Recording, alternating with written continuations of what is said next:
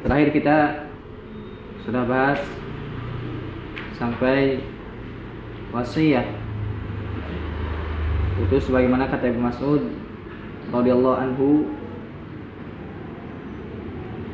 barang siapa yang ingin melihat wasiat yang diberikan oleh Nabi Muhammad SAW, maka lihatlah pada ayat. Kemudian Ibnu Mas'ud membaca ayatnya. Nah, para ulama menjelaskan bahwasanya Nabi Muhammad SAW tidak secara langsung mengatakan aku wasiatkan kepada kalian ayat ini, tidak. Jadi perkataan Ibnu Mas'ud bahwasanya Nabi Muhammad SAW mewasiatkan ini artinya apa?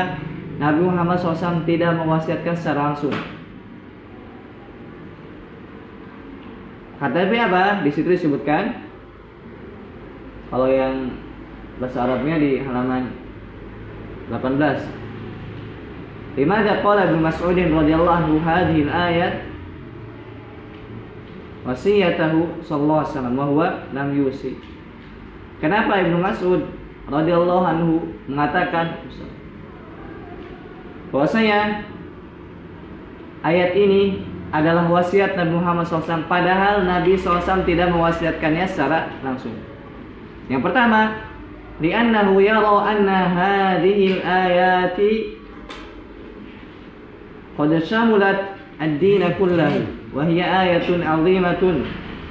Yang artinya, yang pertama, disebabkan Ibnu Mas'ud melihat bahwasanya ayat ini, yaitu ayat apa yang berisi 10 wasiat.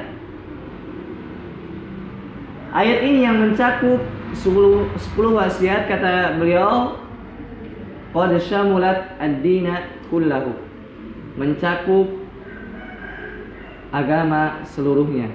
Jadi ayat yang dibacakan oleh Ibnu Mas'ud yang beliau berkata ini adalah wasiat Nabi, padahal Nabi SAW tidak mewasiatkannya.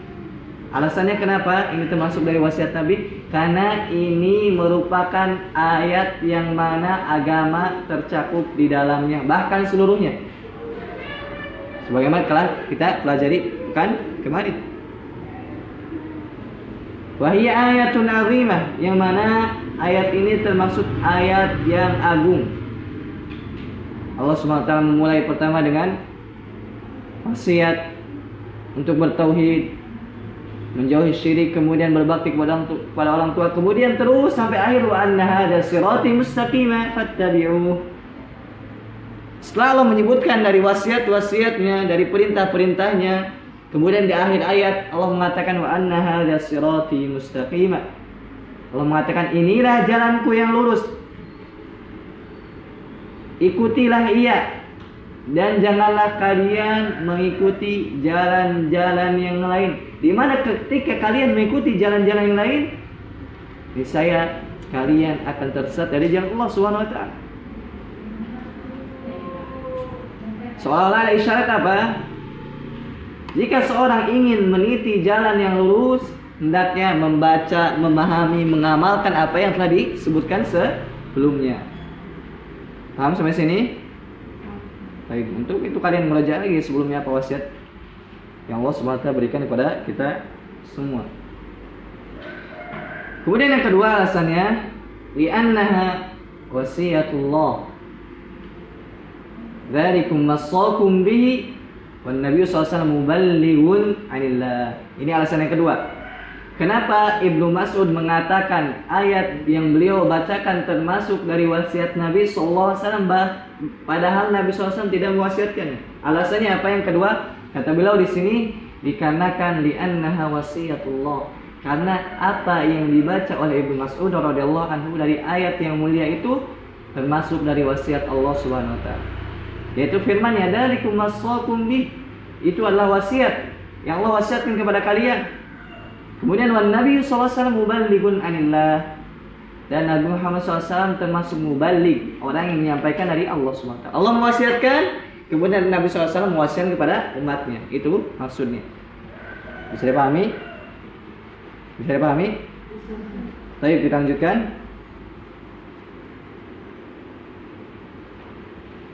Ad-dalilu as-sabi', dalil yang ke-7 dari keutamaan tauhid. Ini termasuk dari dalil yang terakhir di dalam bab ini, yakni bab keutamaan at-tauhid.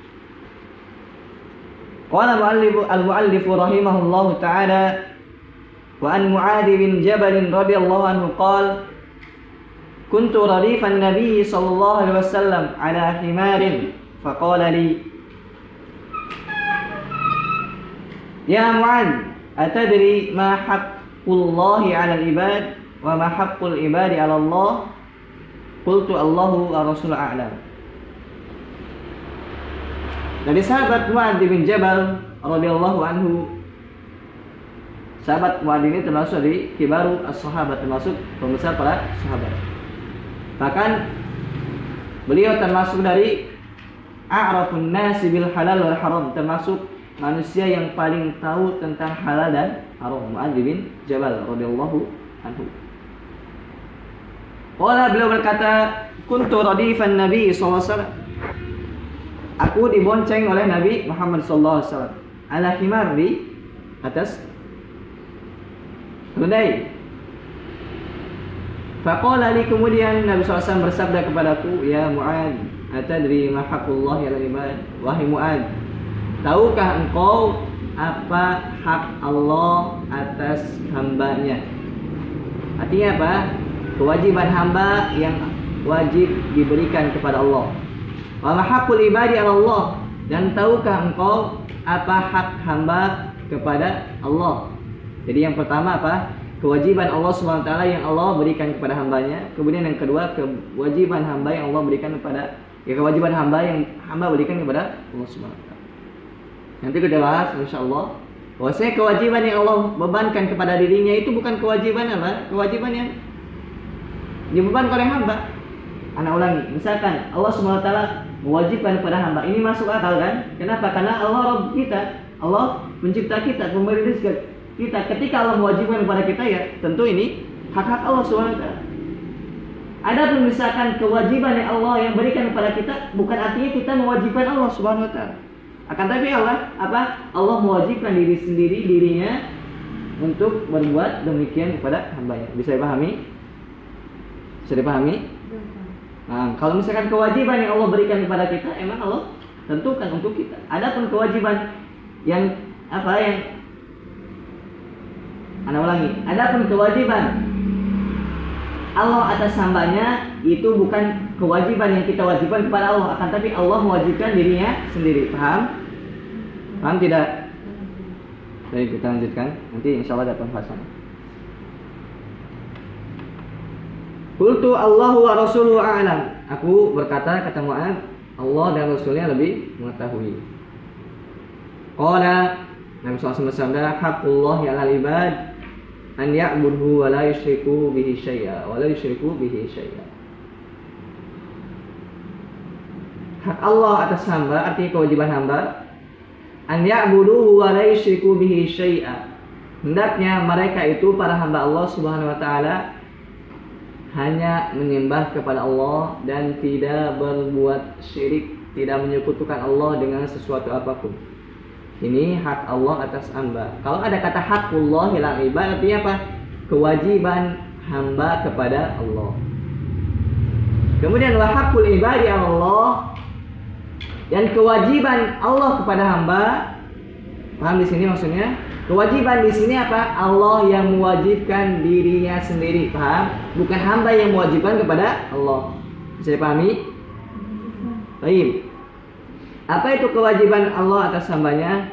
Allah yu'adziba man la yusyriku bihi syai'a. Allah Subhanahu wa taala tidak mengadab orang yang tidak berbuat syirik kepada Allah, tidak menyekutukan Allah dengan sesuatu apapun. Allah tidak akan mengadab orang tersebut.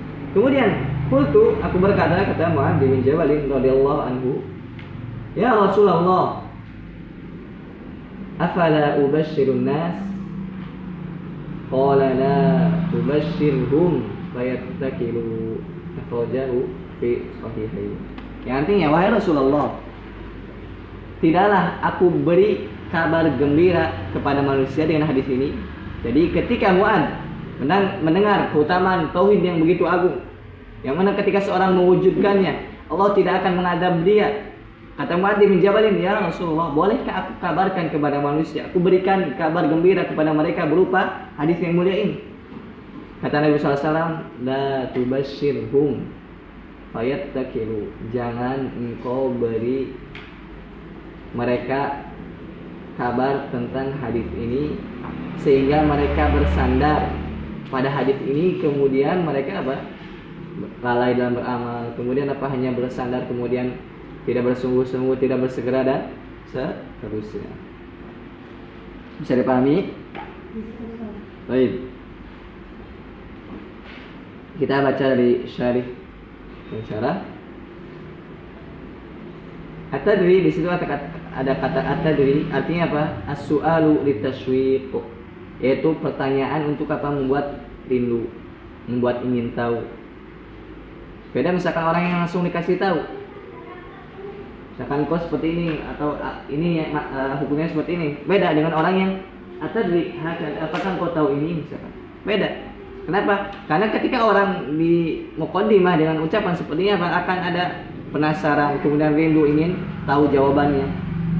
Karena ini apa? Termasuk dari min husni ta'limi Nabi SAW, termasuk dari baiknya pengajaran Nabi Muhammad SAW.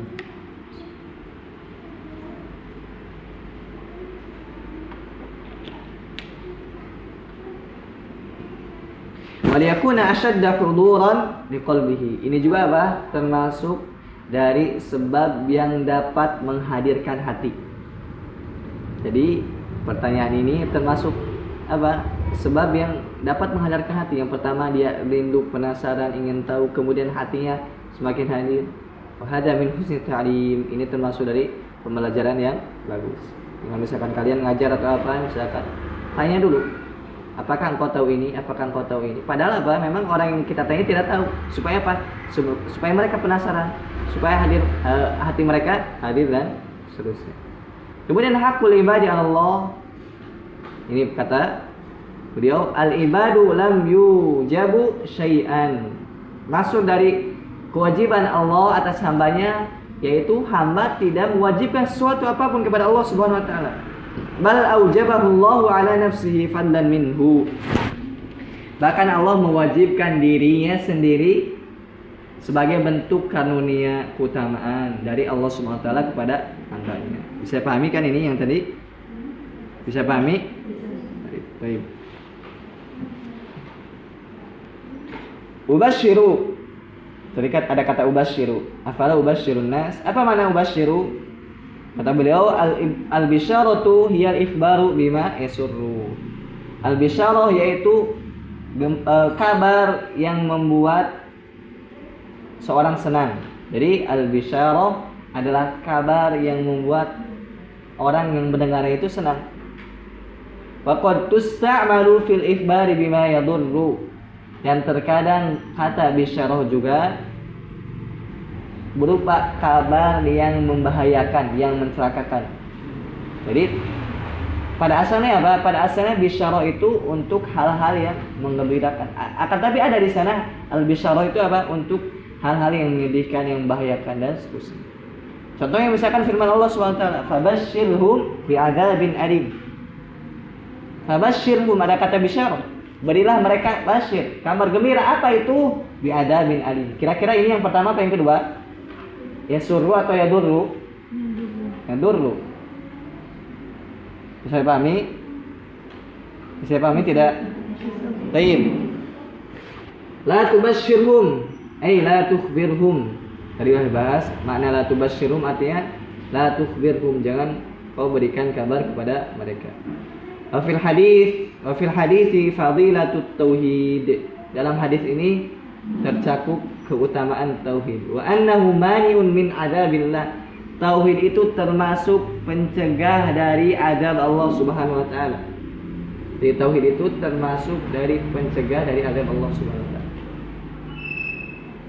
Orang yang memiliki tauhid, sebesar apapun dosa yang ia lakukan, selama masih ada tauhid, masih ada kesempatan Allah ampuni dia. Jadi sebesar apapun dosa, seseorang selagi masih ada tauhid, ada kesempatan Allah Subhanahu wa taala mengampuni dia. Bahkan seandainya Allah tidak mengampuni dia, kemudian orang tersebut masuk neraka, maka nanti setelah adabnya atau setelah dosanya dibakar di api neraka, kemudian dia masukkan ke surga. Jadi sebesar apapun dosa seorang yang mempunyai keimanan, mempunyai tauhid, ujung-ujungnya pasti masuk surga. Akan tapi bukan berarti apa? Kita mengatakan maksiat saja terserah, yang penting apa tauhid, tidak. Karena orang yang berakal sehat apa? Pasti dia tidak ingin masuk neraka meskipun hanya 1 detik. Meskipun hanya sesaat. Kenapa? Karena neraka itu disebutkan dalam hadis, apinya itu dibandingkan api dunia ini 70 kali lipat atau 69 kali lipat. Kira-kira kalau kita dibakar 1 detik di api dunia ini, sakit tidak? Apalagi 70 kali lipat ya, atau 69 kali lipat, lebih sakit lagi. Bahkan disebutkan dalam hadis bahwasanya orang yang paling ringan siksaannya di api neraka, orang yang memakai sendal dari bara api kemudian mendidih kepalanya. Kira-kira panas tidak ini? Panas kaki yang memakai kemudian mendidih kepala. Orang tersebut menyangka dia termasuk orang yang paling keras siksanya, padahal dia yang paling ringan siksanya, paling rendah siksa di api neraka. Kira-kira kalau orang yang berakal sehat, ya udahlah, saya yang penting tauhid saja, mau maksiat mau enggak terserah saya. Enggak seperti itu. Kenapa? Karena bisa jadi seorang terus menerus dalam kemaksiatan, apa ujung-ujungnya kamu lebih membawa kepada kekafiran. Karena tidak ada jaminan bagi kita mati di atas tauhid. Jadi tidak boleh beralasan misalkan apa bermaksiat kemudian yang penting ada tauhid, tidak boleh beralasan seperti itu. Kita mengatakan bahwasanya di satu sisi lain bahwasanya orang yang bertauhid pasti masuk surga, di sisi lain juga kita apa melarang dia berbuat maksiat. Karena maksiat sendiri apa? Yakni menghilangkan kesempurnaan tauhid, bahkan bisa menghilangkan tauhid, asal tauhid. Kenapa? Karena maksiat itu akan kita pelajari ada tingkatannya.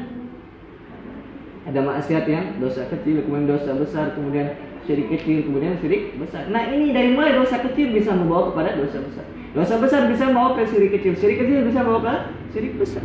Maka tidak ada jaminan bagi kita mati dalam keadaan. Bisa bedakan dua sisi ini.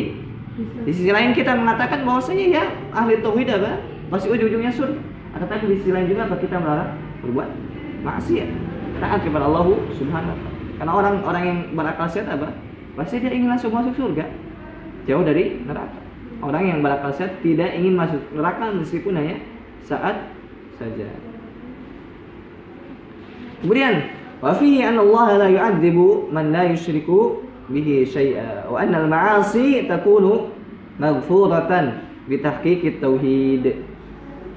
Dalam hadis ini kita bisa mengambil pelajaran bahwasanya annallaha la yu'adzibu, Allah tidak akan mengadab orang yang tidak menyekutukan Allah dengan sesuatu apapun. Allah tidak akan mengadab orang tersebut.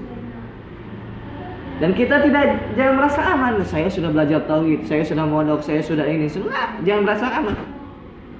Kenapa? Karena Nabi Ibrahim yang beliau adalah Khalilullah, beliau adalah Abul Anbiya. Tidaklah para nabi kecuali turunan Nabi Ibrahim. Beliau yang membangun Ka'bah Allah Subhanahu wa taala, rumah Allah yang menjadi kiblat kaum muslimin. Beliau adalah nabi terbaik setelah Nabi Muhammad SAW dan keutamaan Ibrahim yang lainnya. Bahkan disebut ayahnya tauhid, simbol tauhid. Akan tapi bersama dengan itu beliau tidak merasa aman dari yang namanya kesyirikan. Salah satu buktinya apa? Nabi Ibrahim berdoa, Rabbi janubni wa baniya an na'budal asnam. Wahai Rabbku, jauhkan aku dan anak keturunanku dari menyembah berhala. Lihat, Nabi Ibrahim katakan jauhkan.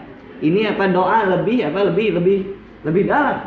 Karena kata jauh itu apa? Seolah-olah engkau di masyrik, di timur, kemudian dia di barat. Seolah-olah apa? Syirik di timur, Nabi Ibrahim di barat. Artinya jauh sekali, jauhkan.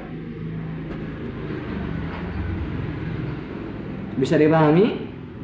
Ya lalu kita bukan Khalilullah, kita bukan para nabi kita jauh dulu kan jauh sekali, maka jangan merasa aman. Sebagian orang mungkin saya sudah belajar tauhid, sudah ini, sudah, jangan merasa aman. Terus berdoa kepada Allah SWT, matikan di atas tauhid, matikan di atas sunnah, pastikan husnul khatimah, masukkan surga, jauhkan dari neraka. Terus belajar tauhid, terus menuntut ilmu dan seterusnya, terus beramal soleh. Kemudian wa annal ma'asiya takunu maghfuratan.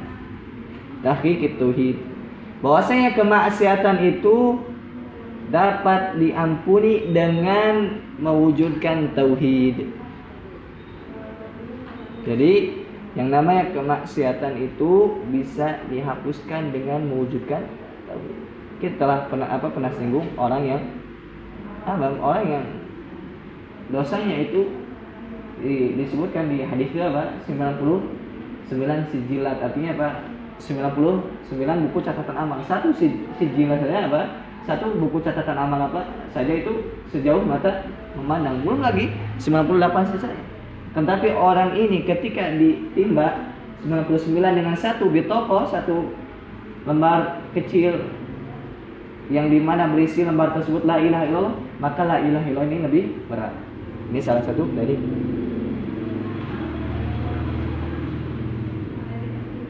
bahkan Allah SWT berfirman di hadis qudsi, ya ibn Adam law balagat dunubuka ananas samai thumma istaghfartani ghafartu lak. Atau di sebelumnya itu setelahnya, ya ibn Adam law ataitani bi qurabil ardi khotaya thumma laqitani la tusyriku bi syai'a la ataituka bi qurabiha maghfirah. Wahai anak Adam, kata Allah Subhanahu wa taala, kita semua anak Adam,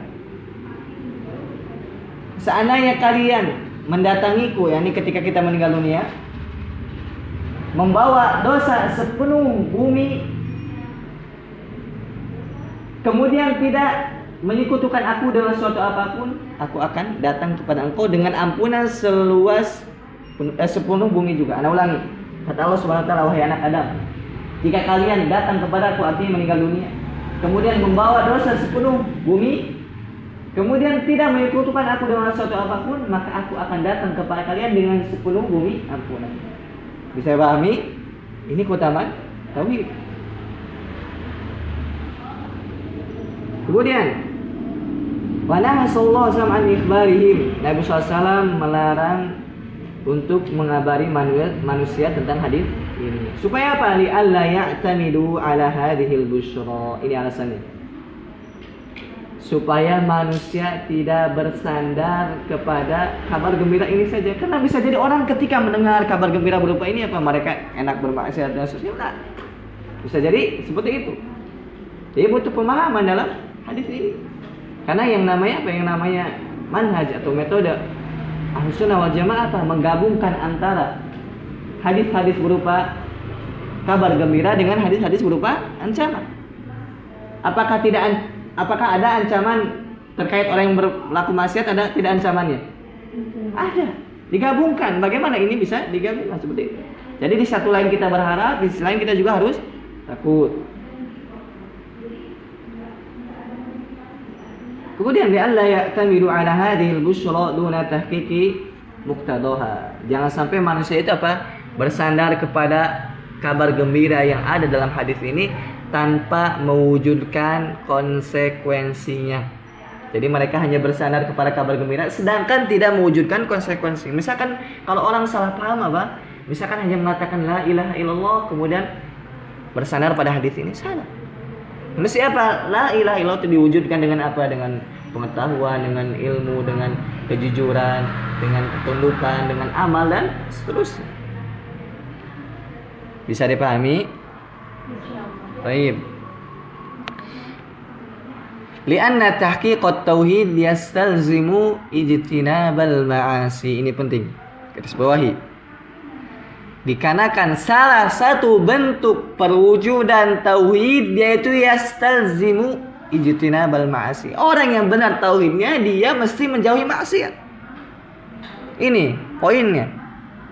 Yang mungkin sebagian dari kita atau sebagian kaum muslimin lalai. Hanya bersandar kalimat tauhid kemudian tidak melaksanakan konsekuensi atau keharusan dari kalimat tauhid tersebut. Kenapa? Li'anna tahqiqat tauhid yastalzimu ijtinabal ma'asi.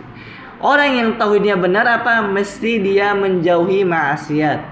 Itu. Tauhid yang benar pasti membawa pelakunya menjauhi maksiat.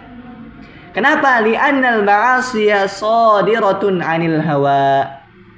Dikarenakan maksiat itu muncul dari hawa nafsu. Maksiat itu muncul dari hawa nafsu. Kemudian wahada nawun minasyirki, sedangkan hawa nafsu itu termasuk dari jenis kesyirikan. Ada yang tahu kenapa hawa nafsu termasuk dari jenis kesyirikan? Ada yang tahu tidak? Coba dijelaskan kenapa hawa nafsu termasuk dari jenis kesyirikan.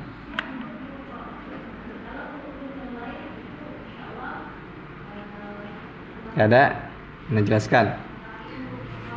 Ketika seorang menaati hawa nafsunya, ketika misalkan hawa nafsunya mengatakan engkau lakukan ini, padahal Allah melarangnya. Kemudian kata hawa nafsu, engkau jangan lakukan ini, padahal Allah memerintahkan. Nah, ketika ia melaksanakan apa yang diperintahkan oleh hawa nafsunya, maka apa? Seolah-olah dia menjadikan hawa nafsu sebagai ilahnya. Sebagaimana misalkan kaum muslimin, orang yang tauhidnya benar, ketika Allah memerintahkan lakukan ini, dia melakukan. Ketika Allah melarang ini, dia tidak melakukannya. Apa? Orang yang sempurna seperti ini, dia melaksanakan perintah Allah sebagai bentuk tauhid. Dia mentauhidkan Allah SWT dengan cara menjalankan perintahnya. Dia menjadikan ilah, yaitu Allah, dengan cara menaati apa yang Allah perintahkan. Dia menjadikan Allah ilah dengan cara apa? Dengan cara menjauhi apa yang Allah haram. Berbeda dengan orang yang menjadikan hawa nafsu sebagai ilahnya. Dia melakukan apa yang diperintahkan oleh hawa nafsunya. Ia meninggalkan apa yang disuruh ditinggalkan oleh hawa nafsunya. Dia menjadikan hawa nafsu ini sebagai ilah. Paham? Paham tidak yang lain? Afara'aita man ittakhadha ilahahu hawahu, kata Allah Subhanahu wa taala. Wahai Muhammad, tidakkah engkau melihat orang-orang yang menjadikan hawa nafsu sebagai ilahnya? Kenapa? Mereka bertindak sesuai dengan perintah hawa nafsunya. Oleh karena kata Umar bin Abdul Aziz rahimahullah taala, ketika engkau menjalankan sesuatu, hendaknya apa? Jangan sampai ketika engkau menjalankan sesuatu itu apa disebabkan karena engkau menuruti hawa nafsu. Akan tapi apa? Ketika engkau menjalankan sesuatu itu memang disebabkan Allah memerintahkan engkau. Paham tidak? Artinya apa? Ketika misalkan Allah memerintahkan ini, jadikan apa itu memang perintah dari Allah SWT, bukan sesuai dengan hawa nafsu kita. Begitupun ketika Allah melarang ini misalkan, kemudian bertepatan dengan hawa nafsu kita memang tidak mau, maka niatkan hanya untuk Allah SWT. Kita meninggalkannya karena Allah, bukan karena hawa nafsu. Paham tidak? Baik. Itu kenapa hawa nafsu disebut sebagai ilah.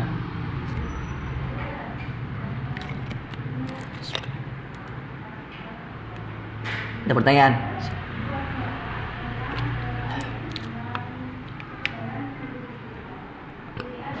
Kalau enggak kita lanjut. Fihi masailu, di dalam dalam ini ada hadis ini ada beberapa permasalahan.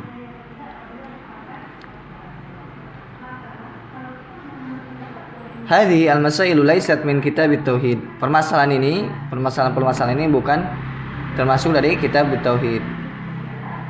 Wada'aha al-muallifu ka syarhi li kitabi. Ini syarah saja.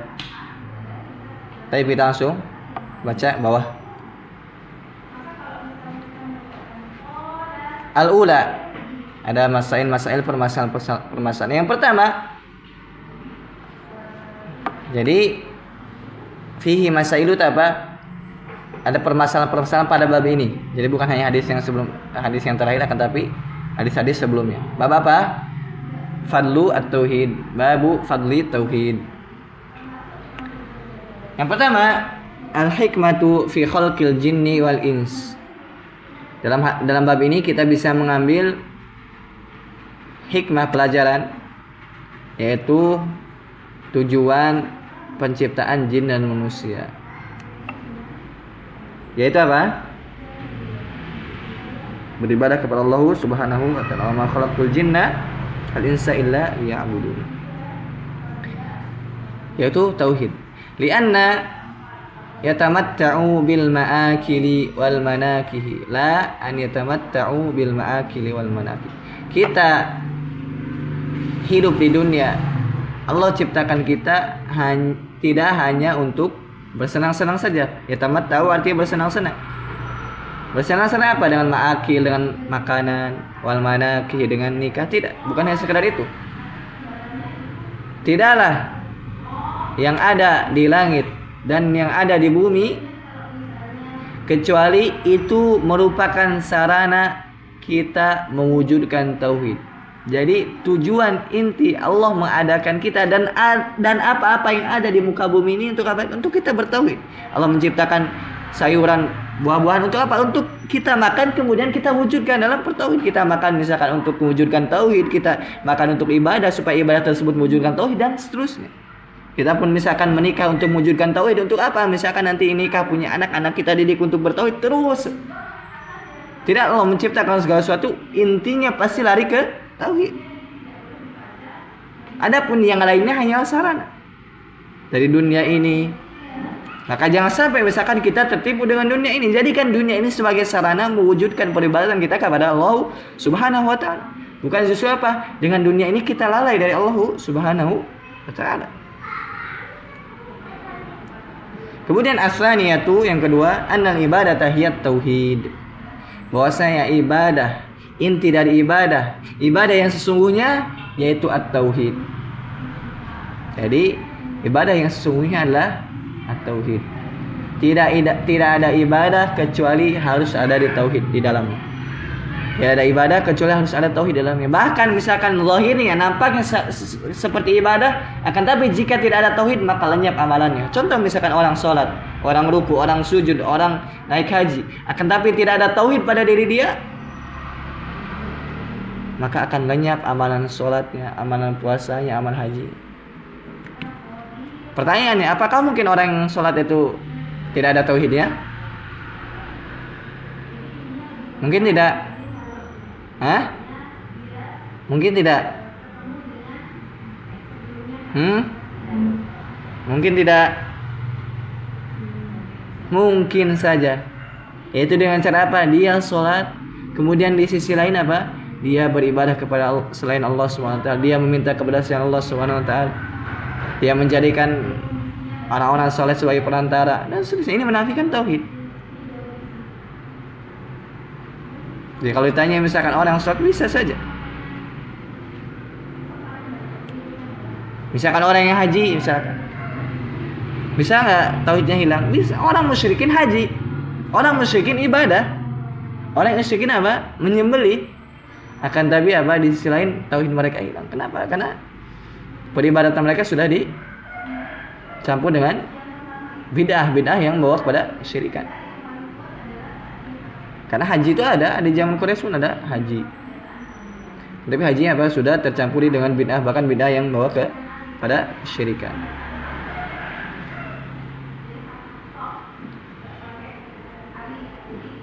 Akan tapi ingat, ketika kita berbicara tentang hukum sesuatu, bukan berarti kita menghukum atas fa'il, pelaku tersebut. Al-hukmu 'alal maf'ul, menghukumi maf'ul atau objek dari perbuatan, laisa al-hukmu bil fa'il, bukan menghukum fa'il, pelaku. Bisa pahami? Misal kita katakan orang yang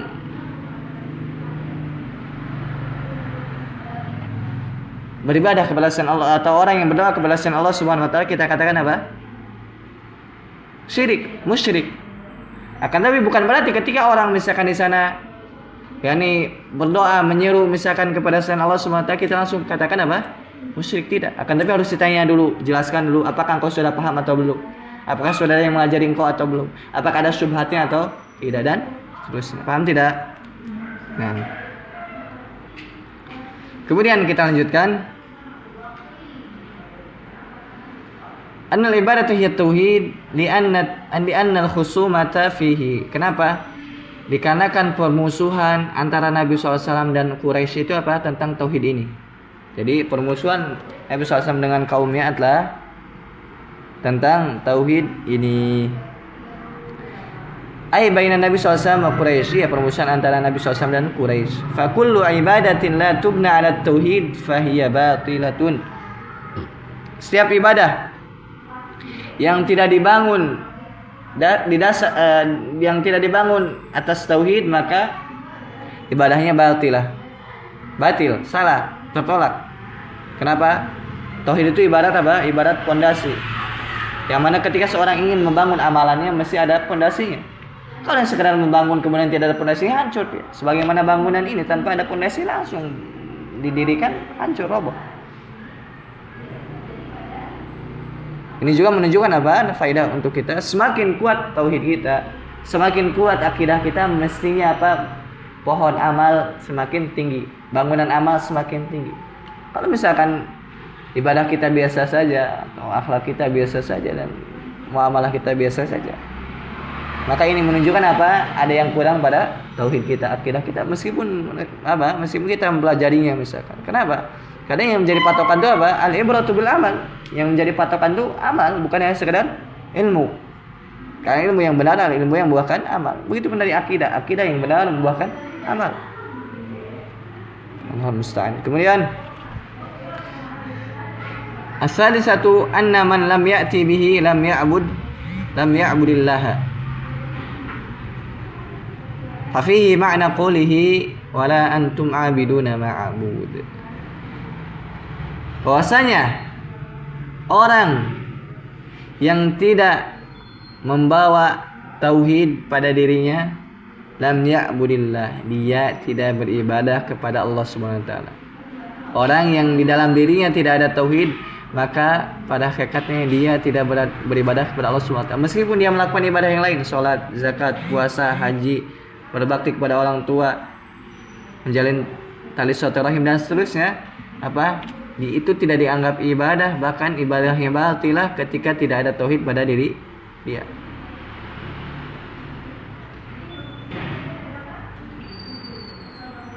Sebagaimana bangunan, misalkan ketika ada pondasi tidak dikatakan bangunan. Kenapa? Ketika langsung ditancapkan saja dari mulai misalkan tembok nasinya, pasti apa? Tidak akan kuat, pasti akan roboh, pasti akan hancur.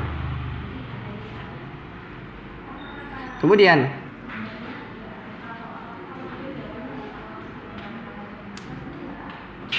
ar-rabi'atu, yang keempat, al-hikmatu fi irsalir rusuli ibadatullahi wahdahu wa jitinabu ibadatit taghut.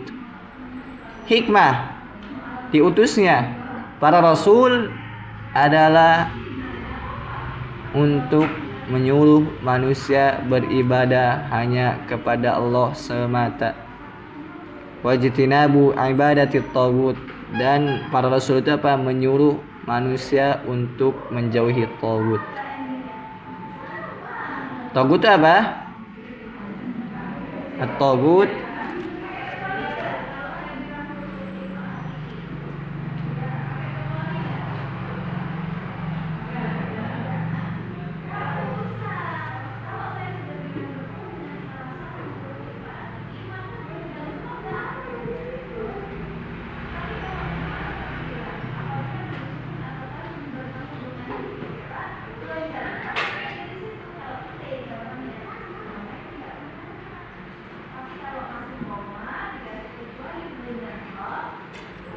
Taghut itu apa? Mayu baru min dunillahi wa huwa radhi.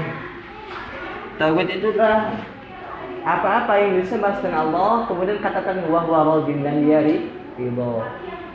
Adapun orang yang disembah kemudian tidak ridho, maka dia bukan taghut, seperti Nabi Isa.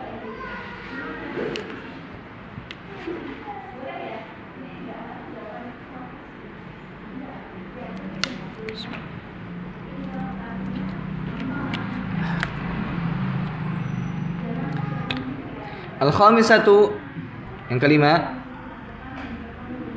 anna risalata ammat kulla ummatin ay ta'ifatin. Bahwasanya risalah itu apa? Risalah kenabian. Pasti setiap umat itu apa? Ada yang menyeru, yaitu berupa para nabi. Apa kalau umat Nabi Muhammad SAW apa? Mencakup seluruh umat. Setiap umat pasti ada nabi yang memperingatinya. Adapun umat Nabi Muhammad SAW adalah apa? Adapun Nabi SAW diutus kepada seluruh umat. Wa ma arsalnaka illa rahmatan lil alamin. Tidaklah kami mengutus engkau ya Muhammad kecuali rahmat untuk seluruh alam. Wa ma arsalnaka illa kafatan lin-nasi basyiran wa nadhira. Tidaklah kami mengutus engkau ya Muhammad kecuali kepada seluruh umat.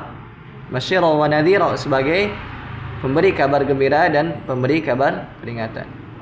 Qul ya ayuhan nasu inni rasulullahi ilaikum jami'an. Wahai seluruh manusia, sesungguhnya aku ini rasul, utusan Allah kepada kalian semua. Kemudian as-sadisatu, yang ke-6, anna dinal anbiya wahidun. Bahwasanya agama para nabi itu satu. Artinya apa? Inti ajaran para nabi itu satu. Dari mulai apa? Rukun iman, rukun Islam itu sama. Sebelum kita juga apa? Disyariatkan puasa, disuruhkan sholat, disyariatkan zakat, tauhid tentu.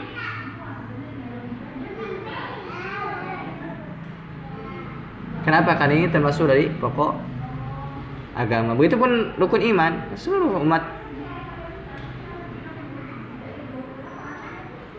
Ya, rukun iman termasuk dari syariat seluruh umat. Dari mulai iman kepada Allah, kepada Rasulnya, kepada kitabnya, para nabi, kemudian hari kiamat, dan qadar. Adapun rinciannya dari mulai kafiyat sholat berbeda-beda dan seterusnya. Aslud dini wahidun. Pokok agama para nabi itu sama, yaitu satu. Akan tapi syariat berupa amaliyah takhtalifu bi ikhtilafil umam. Tetapi syariat berupa amaliyah, perbuatan, itu berbeda-beda antara umat yang satu dengan yang lain. Wal amakin wal azminah. Jadi beda antara tempat satu dengan tempat yang lain. Zaman nabi yang satu dengan yang lain berbeda-beda untuk permasalahan amaliyah, syar'iyyah amaliyah. Adapun untuk pokoknya dari akidah, keyakinan, yaitu sama. Kemudian as-sabi'atu, yang ke-7, al-mas'alatul kabiratu anna ibadatullahi la tahsulu illa bil kufri bit taghut. Bahwasanya permasalahan yang ke-7 ini, yaitu berupa permasalahan yang besar. Apa itu permasalahan yang besar? Anna ibadatullahi la tahsul illa bil kufri bit taghut. Beribadah kepada Allah tidak mungkin terwujud kecuali harus kufur kepada taghut. Jadi tidak mungkin orang mengatakan saya beriman kepada Allah, saya membenarkan Allah, akan tapi di sisi lain dia juga membenarkan taghut. Dia tidak kafir kepada taghut. Misalkan saya beriman kepada Allah, saya yakin Allah itu benar, akan tapi Nasrani juga benar, Yahudi juga benar. Ini apa? Tidak terwujud tauhid pada dirinya. Jadi tidak benar orang yang mengatakan semua agama sama. Paham tidak? Paham tidak? Baik. Fa fihi ma'na qoulihi ta'ala. Ini makna firman Allah Subhanahu wa taala, "Faman yakfur bit-taghut." Faman yakfur bit-taghut wa yu'min billah faqad istamsaka bil 'urwatil wuthqa. Dan siapa yang kafir kepada taghut dan beriman kepada Allah, lihat, kafir dulu, jadi menafikan, kemudian beriman kepada Allah Subhanahu wa taala, isbat, faqad istamsaka bil 'urwatil wuthqa, dia telah memegang tali yang sangat kokoh, yang sangat kuat. Al-ayat. Wa ja'alaha kabiratan. Kenapa di sini disebutkan al-mas'alatu al-kabiratu, permasalahan yang besar? Kenapa? Li'anna katsiran minan nas yajhaluha. Karena kebanyakan manusia bodoh terkait hal ini. Coba tanya manusia misal, apa makna la ilaha illallah? Pasti kebanyakan mereka mengatakan tidak ada Tuhan selain Allah, atau tidak ada pencipta selain Allah. Itu kebanyakan mereka. Kalau hanya sekadar tidak ada pencipta selain Allah, betul, akan tapi orang musyrikin pun meyakini itu. Kalau mengatakan tidak ada Tuhan selain Allah, tapi kenyataannya ada Tuhan selain Allah yang disembah. Patung, matahari pun disembah. Begitu pun ada nabi yang disembah dan seterusnya. Padahal makna la ilaha illallah yang benar adalah ma'budu bihaqqin illallah. Tidak ada Tuhan yang benar untuk disembah kecuali Allah Subhanahu wa ta'ala. Ada yang menafsirkan bahwasanya la ilaha illallah la hakima illallah, tidak ada hakim kecuali Allah Subhanahu wa ta'ala. Ini juga betul, akan tapi makna yang diinginkan dari la ilaha illallah adalah ma'budu bihaqqin illallah.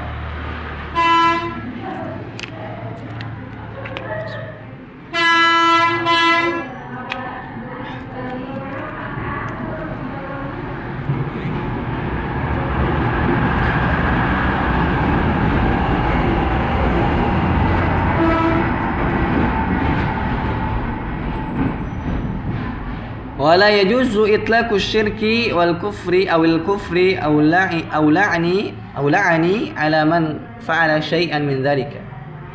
Tidak boleh memutlakan kata syirik atau kekufuran atau laknat kepada orang yang melakukan itu. Jadi kata beliau, kata peringkas Syekh Husaim hafizallahu taala, kata beliau, tidak boleh memutlakan kata syirik, kata kekafiran atau laknat kepada orang yang melakukan itu semua. Li'annal hukma bidzalika fi hadhihi wa ghairiha lahu asbabun wa lahu mawani'. Kenapa? Karena hukum untuk itu semua, hukum untuk kekafiran, hukum untuk kesyirikan, hukum untuk laknat dan seterusnya, itu apa? Lahu asbab, ada sebab-sebabnya, dan ada pelarang mawani itu penghalang. Jadi misalkan orang melakukan ini kesyirikan, tidak boleh kita langsung cap musyrik. Kenapa? Bisa jadi ada penghalang, misalkan dia bodoh atau ada syubhat. Ketika dia bodoh diajarkan. Ketika ada syubhat dihilangkan. Misalkan setelah diajarkan dan dia faham, kemudian ada syubhat, kemudian syubhat yang dijelaskan dia masih terus menerus, maka kita laporkan ke hakim, kemudian nanti hakim yang memutuskan dia syirik atau kufur dan seterusnya. Karena permasalahan ini diserahkan kepada hakim atau diserahkan pada ulama al-kibar, ulama yang sudah mumpuni ilmunya. Adapun kita tidak boleh sembarangan atau serampangan dalam mengatakan ini kafir, fulan kafir dan seterusnya. Nanti jatuhnya khawarij, mengkafirkan serampangan.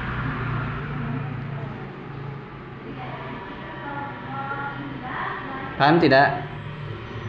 Jadi kita harus adil dalam permasalahan ini. Kita katakan orang yang melakukan kesyirikan, ya dia berbuat syirik dan pelakunya musyrik. Adapun ta'yin orang per orangnya kita tidak berani. Mesti mesti ditegakkan dulu hujjah, mesti diajari dulu, mesti dihilangkan syubhatnya dulu dan seterusnya. Karena orang yang berucap dengan kekufuran atau bertindak dengan kekufuran tidak mesti langsung kafir. Contohnya misalkan ada hadis yang mengatakan, yaitu ucapan misalkan, wahai Rabbku, wahai Allah, saya adalah Tuhanmu dan engkau adalah hambaku. Ini perbuatan ucapan kufur tidak? Kufur tidak? Kufur. Allah mengatakan orang tersebut Allah hambanya, kemudian dia Rabbnya. Kenapa? Karena dia keceletot. Keceletot tidak sengaja, disebabkan saking bahagianya. Begitupun ada orang di dalam hadis disebutkan orang yang banyak dosanya, kemudian ia juga menyuruh atau berwasiat kepada anak-anaknya supaya nanti ketika meninggal dunia dibakar, kemudian debunya diterbangkan di lautan, supaya supaya Allah tidak membangkitkan dia, kemudian menanya dia, kemudian mengadab dia. Lihat, ini kekafiran tidak? Meragukan Allah Subhanahu wa taala bisa membangkitkan yang tadi telah menjadi debu. Akan tapi orang tersebut diampuni oleh Allah Subhanahu wa taala. Kenapa? Disebabkan dia punya rasa takut kepada Allah Subhanahu wa taala. Dia tahu bahwasanya dia akan berjumpa dengan Allah Subhanahu wa taala. Ketika dia berjumpa kepada Allah Subhanahu wa taala, Allah pasti mengadab dia. Oleh karenanya apa?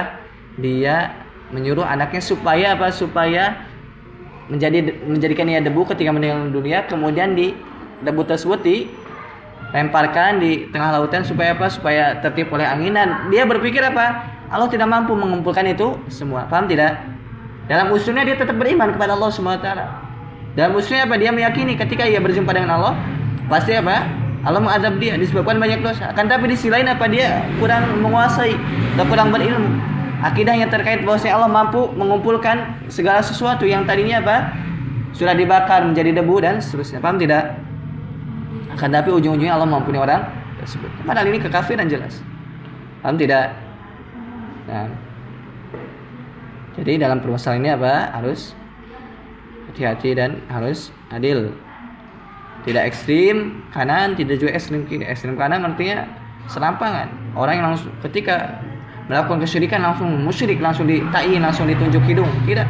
Tidak juga menyepelekan seperti orang-orang Murji'ah. Tidak. Mungkin dia apa? Melakukan kesyirikan tapi tetap misalkan apa? Enggak, tapi tetap kita misalkan dakwahkan, peringatkan dan seterusnya. Ini yang adil insyaallah taala. Allahu a'lam bishawab. Ada pertanyaan tidak? Tidak ada? Baik, kita lanjut.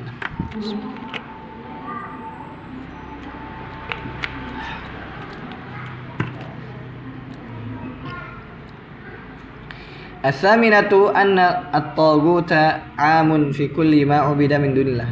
Tagut itu umum. Sungguhnya tagut itu amun, umum, mencakup segala sesuatu yang disembah selain Allah. Jadi tagut itu umum, mencakup segala sesuatu yang disembah selain Allah. Dengan catatan apa tadi? Wa huwa radin, dan dia ridha. Kemudian at-tasi'atu yang ke-9. Idhamu sya'ni thalathi ayatin al-muhkamati fi suratil an'ami inda salafi wa fiha ashur masaila awwaluha an-nahyu anish. Ada yang penting. Yang ke-9, besarnya kedudukan 3 ayat yang muhkamat, yang begitu jelas fi suratil an'am, yang ada di surah Al-An'am yang kita sebutkan sebelumnya. Agung sekali ayat ini.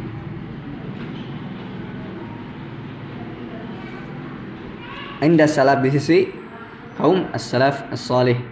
Wa fiha asyru masail, yang mana dalam 3 ayat tersebut tercakup 10 permasalahan. Awwaluha an-nahyu anisyirk. Yang pertama, larangan dari berbuat syirik.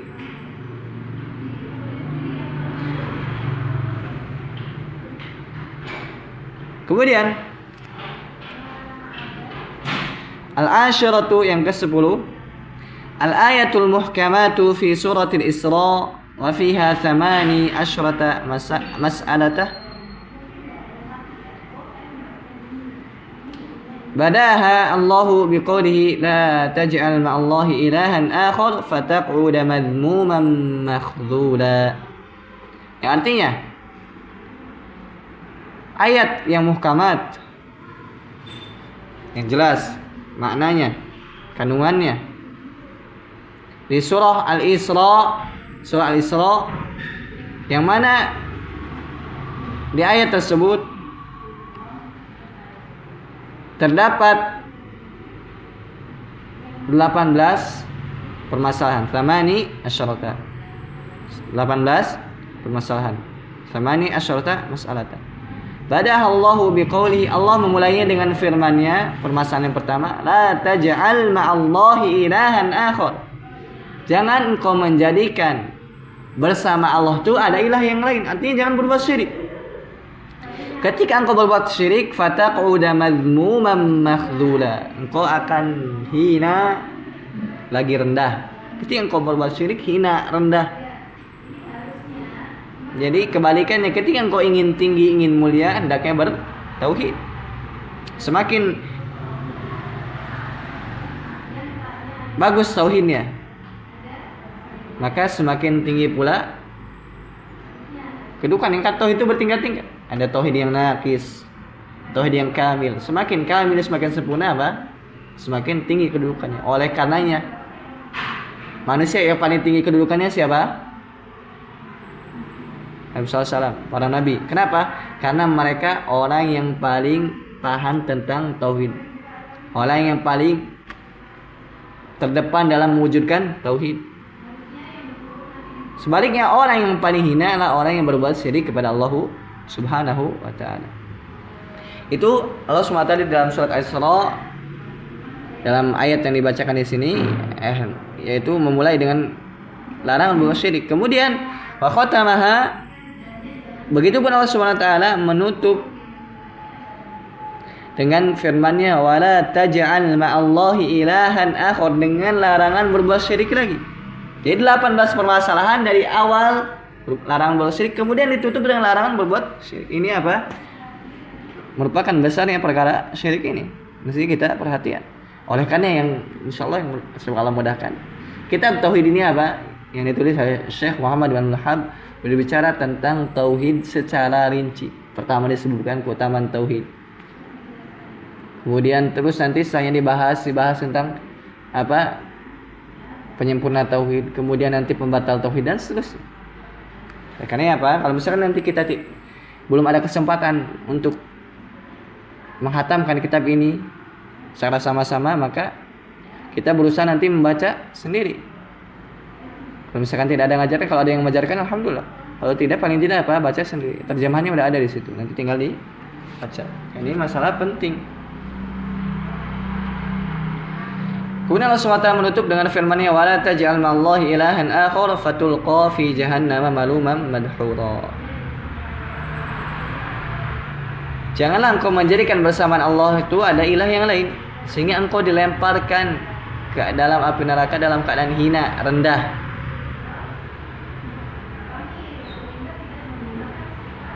Kemudian wa nabbahana Allah subhanahu ala idhami sya'ni hadhil masail biqaulihi dzalika mimma auha ilaika rabbuk minal hikmah. Kemudian Allah Subhanahu wa taala mentanbih, memperingatkan kita supaya kita fokus. Apa itu? Allah Subhanahu wa taala mengabarkan tentang besarnya permasalahan ini dengan firman-Nya dzalika mimma auha ilaika rabbuk minal hikmah. Jadi setelah menyebutkan 18 permasalahan, Allah mengatakan dzalika mimma auha ilaika rabbuk minal hikmah. Itu yang Allah wahyukan kepada engkau dari hikmah. Ya soal apa? Soal mengatakan apa yang telah disebutkan sebelumnya itu adalah yang Allah wahyukan kepada engkau berupa hikmah-hikmah, maka perhatikan. Jika itu berupa perintah, laksanakan. Jika itu larangan, maka tinggalkan. Karena kita ketahui bersama Al-Quran seluruhnya wahyu dari Allah, tidak dari Allah semuanya. Akan tapi apa, dalam salah satu dalam ayat ini Allah mengatakan dzalika mimma auha ilaika rabbuk. Seperti itu. Ini menunjukkan apa? Pentingnya permasalahan tersebut. Ada pertanyaan? Nggak ada. Paham semua?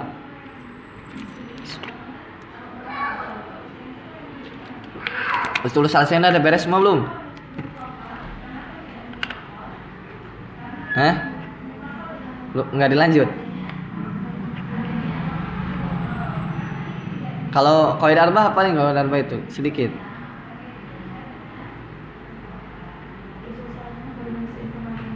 Gimana? Udah beres? Gimana? Apanya belum? Oh, itqannya insyaallah. Barik fi. Yang mutkinin terus nanti lanjut qaidah arba'ah sedikit itu. Kalau udah biasa hafal insyaallah enggak sulit. Apalagi yang masih muda, insyaallah lebih mudah lagi. Bismillahirrahmanirrahim ta'ala. Jadi kita lanjutkan.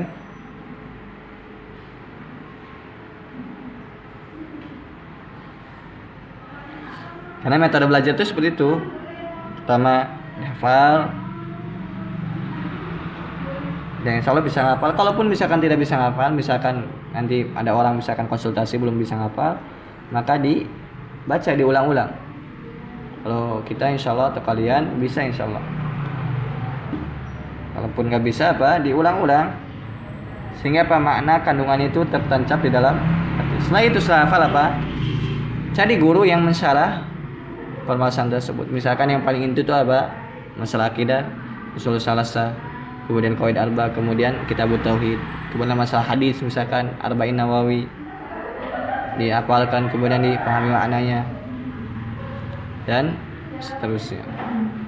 Kemudian kita lanjut. Al-hadiyata asyara atau al-hadiyata asyrata. Permasalahan yang ke-11. Ayatu suratin nisa'i allati tusamma ayata al-huquqi al-asyrati bada'aha Allah Ta'ala biqaulihi wa'budullaha wa la tusyriku bi syai'a. Ayat yang ada pada surah An-Nisa yang mana ayat tersebut dinamakan ayat al-huquq, ayat-ayat tentang hak. Jadi ayat-ayat tersebut dinamakan ayat. Kenapa? Karena di dalamnya tercakup hak-hak. Al-Asyrata yang 10. Bada'ah Allah Ta'ala biqaulihi, Allah SWT memulai hak tersebut dengan hak Allah SWT, ini yang paling utama. Wa'budullaha wa la tusyriku bihi syai'a. Sembahlah Allah SWT, jangan sekutukan Ia dengan suatu apapun. Ini hak pertama. Kemudian nanti disebut hak-hak selanjutnya. Ingat, ini yang paling penting. Akan tapi bukan berarti kita menunaikan hak Allah, kemudian hak yang 9-nya kita tinggalkan. Tidak. Akan tapi apa? Ditunaikan semuanya. Akan tapi yang paling penting ini. Ketika misalkan menunaikan 9 saja, kemudian yang pertama tidak ditunaikan, maka tidak dianggap. Ini salah juga. Begitu pun salah. Misalkan hanya yang pertama hak Allah, kemudian hak makhluk, misalkan tidak menepati janji, kemudian yang selainnya tidak menunaikan, misalkan apa harta anak yatim dengan benar, misalkan enggak juga. Tapi harus apa? Harus seimbang, harus betul semuanya. Hablum minallah ya, hablum minallah, hablum minannas harus betul. Hubungan dengan Allah baik, hubungan dengan manusia juga baik.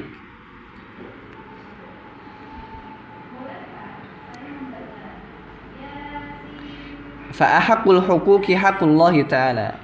Hak yang paling berhak untuk ditunaikan yaitu hak Allah Subhanahu wa taala. Meskipun hak lain juga apa? Harus ditunaikan, tapi yang paling benar, yang paling hak adalah hak Allah Subhanahu wa taala. Bisa dipahami? Bisa pahami tidak? Bisa pahami? Baik. As-saniyata asyrata, yang ke-12. At-tanbihu ala wasiyati Rasulullah sallallahu alaihi wasallam inda mautihi. Ini merupakan tanbih, peringatan terhadap wasiat Rasulullah sallallahu alaihi wasallam inda mautihi, ketika beliau wafat. Walakinnahu lam yusabiha haqiqatan. Akan tapi pada hakikatnya Nabi sallallahu alaihi wasallam tidak mewasiatkan secara langsung, tidak mengatakan aku wasiatkan ini enggak. Akan tapi bal asyara ila annana idza tamassakna bi kitabillahi falan tadhilla ba'dahu. Akan tapi apa? Di sini ada isyarat bahwasanya ketika kita berpegang teguh dengan kitab Allah Subhanahu wa taala, maka falan tadhilla ba'dahu, kita tidak akan tersesat selama-lamanya. Jadi orang kalau tidak ingin tersesat, maka hendaknya bersama kitabullah.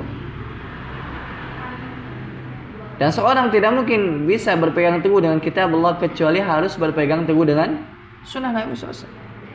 Dan seorang tidak mungkin bisa berpegang teguh dengan Al-Quran, kitabullah dan sunnah Nabi SAW kecuali harus dengan pemahaman yang benar. Betapa banyak kaum muslimin mengatakan berpegang teguh dengan Al-Quran dan sunnah, tapi ternyata pemahaman sendiri. Para sahabat tidak memahami seperti, bahkan menyelisihi amalan para sahabat, pemahaman para sahabat. Bisa pahami. Jadi pertama, seorang jika ingin selamat berpegang teguh dengan kitab Allah. Kedua, seorang tidak mungkin bisa berpegang teguh dengan kitab Allah kecuali harus dengan sunnah. Ala inni utitu al-Qur'ana wa mislahu ma'ah, kata Nabi SAW. Maka ketahuilah aku diberikan Al-Quran dan yang semisal dengannya bersamaan, itu sunnah Nabi SAW. Bahkan Nabi SAW itu bayyina linnas. Nabi SAW itu apa? Supaya menjelaskan kepada manusia. Sunnah itu apa? Kedudukannya menjelaskan Al-Quran. Bahkan sunnah terkadang berdiri sendiri, memberikan hukum apa-apa yang tidak ada dalam Al-Quran. Karena sunnah itu faedah saja. Sunnah itu apa, terkadang datang untuk menguatkan Al-Quran. Dicatat ya. Sunnah itu terkadang datang untuk menguatkan Al-Quran. Ini yang pertama. Artinya apa? Di Al-Quran ada hukum A misalkan, maka di sunnah pun dikuatkan dengan hukum A. Ini apa? Datang untuk menguatkan. Kemudian yang kedua, sunnah itu datang untuk menafsirkan yang ada dalam Al-Quran. Sunnah datang untuk menafsirkan yang ada dalam Al-Quran. Contoh, aqimus sholat. Allah berfirman dalam Al-Quran, aqimus sholat, tegakkan sholat. Kemudian di sunnah dijelaskan sholat seperti ini. Nabi SAW sholat seperti ini, rukunya seperti ini, sujudnya seperti ini, bacanya seperti ini.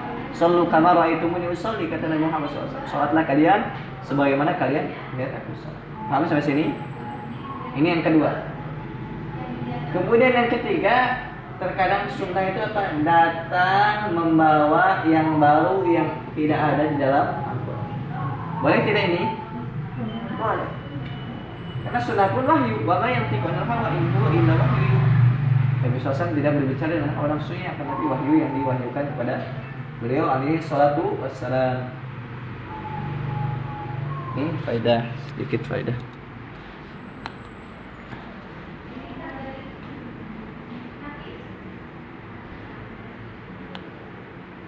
Jadi, anda ulangi ke permasalahan tadi. Seorang jika ingin selamat berpegang teguh dengan Al-Quran, dan Al-Quran tidak mungkin bisa berpegang teguh kita dengan sebenarnya kecuali harus dengan hadis sunnah Nabi SAW.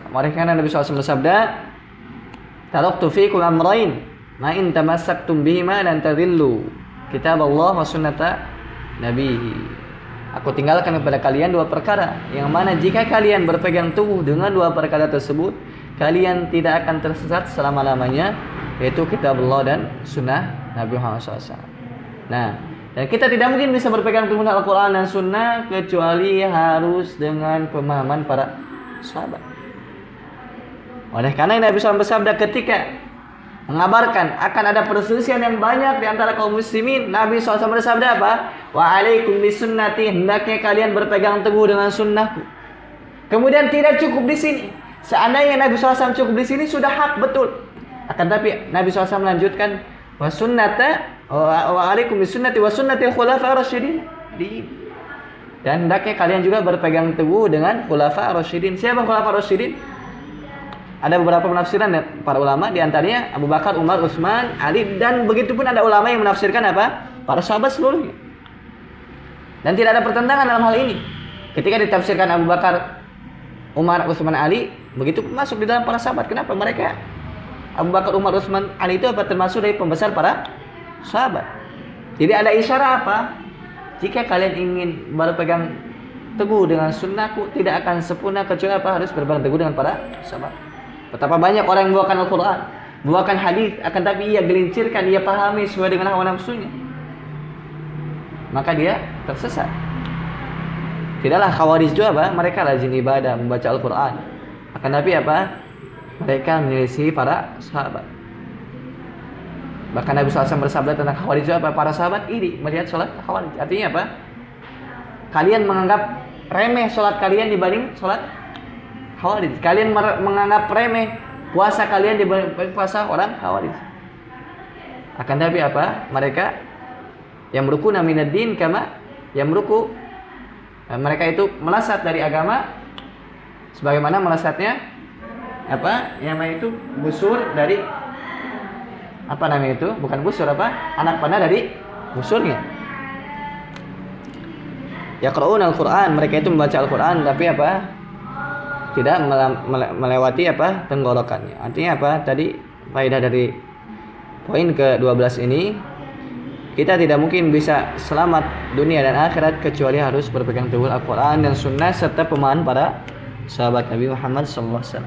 Kemudian ats-tsalisata asyarata, yang ke-13, ma'rifatu haqqillahi alaina, mengetahui hak Allah atas kita, yaitu kewajiban kita, yaitu bi an na'budahu wa la nusyrika bihi syai'a, tidak beribadah yang kepada Allah, tidak menyekutukan Allah dengan suatu apapun. Kemudian ar-rabi'ata asyarata, yang ke-14, Ma'rifatu haqqil ibadi alaihi idza addau haqqahu. Yaitu haqqu tafaddulin.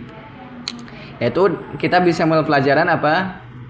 Berupa hak kita yang mana Allah akan tunaikan jika kita menunaikan hak kita. Jika kita bertauhid, Allah tidak akan mengadab kita. Itu maksudnya.